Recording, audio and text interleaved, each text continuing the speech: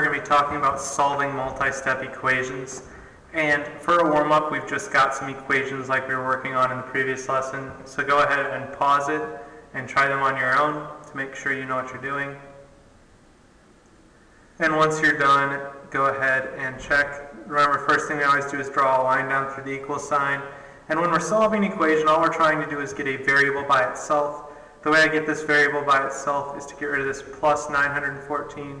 So I'm going to subtract 914 from each side. So I get v equals negative. And now I've got a negative minus a number. So it's kind of like I'm just adding them together and putting a minus sign in front. So I get negative 937. Over here for this one, I've got 3/5 times q. Remember, the way to get rid of a fraction is to multiply by its reciprocal because of our multiplicative inverse property. So I'm going to multiply each side by 5/3. I get q equals negative 25. And what we're doing is we're talking about solving multi-step equations. And when we solve a multi-step equation, we just must undo each operation by working backwards. Okay, the way we work backwards is, remember our order of operation is PEMDAS.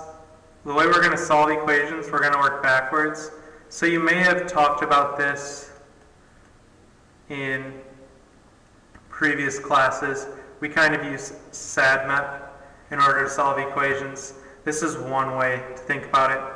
And so we go do subtraction and addition first, then we get rid of division and multiplication, then exponents and parentheses.